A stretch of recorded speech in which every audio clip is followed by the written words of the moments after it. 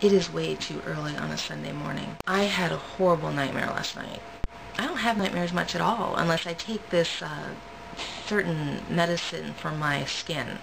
Then I have really awful dreams. Someone had just left me a comment that she'd watched 3 videos on human trafficking, or 3 movies. I don't know if they were my videos or movies like Trade or Lilia Forever or any of the other movies on human trafficking. I know there's a Lifetime movie, but she'd been reading on it and it scares her a lot and it makes her sad, and she wishes she could do more about it, and she's been having nightmares about her being trafficked. And I thought, I'm sorry. And I thought, you know, how I had never had any nightmares about me being trafficked. But I had this dream. My parents and I watched Get Smart last night. Also last night I had this horrible nightmare. I dreamed that I had found some paper on the side of the road and that the police got involved somehow because of it. And my friend, someone that I know, not the same friend that made the comment, but another friend, was helping me, was staying with me, because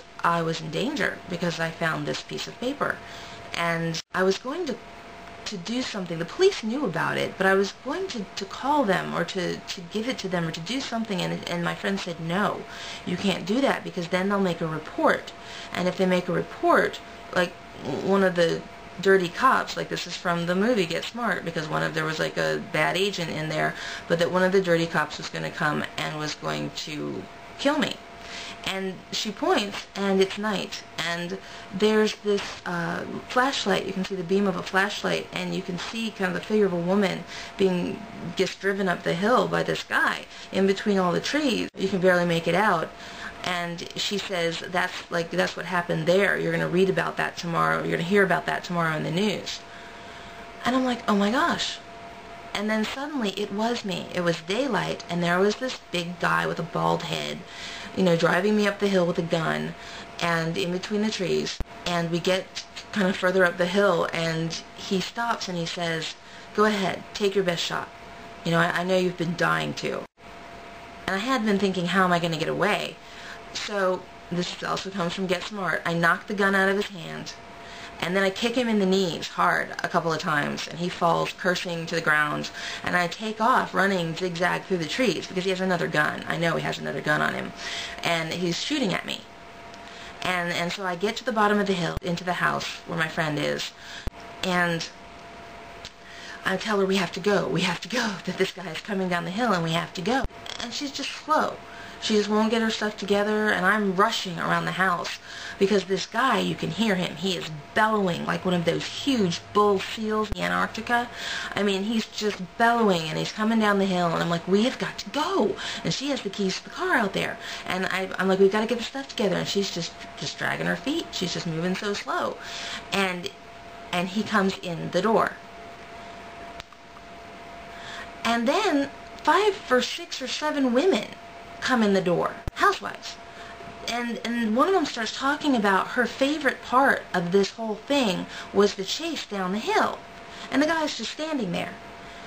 And another movie comes in. Did any of you see The Last Action Hero, where Arnold Schwarzenegger plays both this guy who plays this action hero and then he plays the action hero, and how the action hero is actually living these movies that are being made, and he yells at them for ruining his life with these scripts, you know, where there's guns and bombs and bullets and car chases, and he's always getting hurt, and his wife leaves him, and his life is in shambles. I felt that way.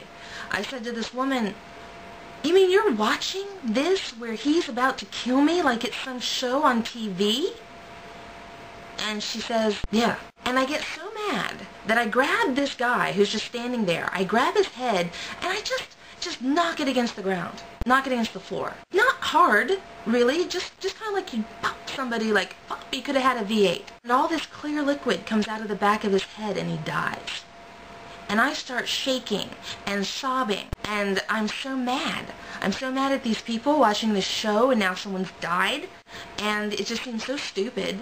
And I go and I get my stuff together.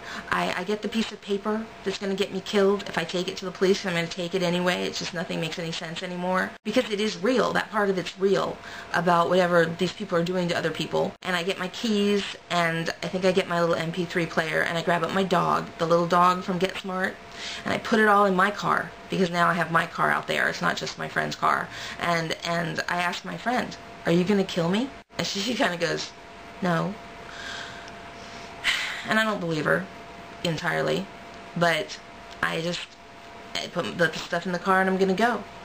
And that's where the dream ends. I wake up to all that wind, and I think, is it going to be a really bad day?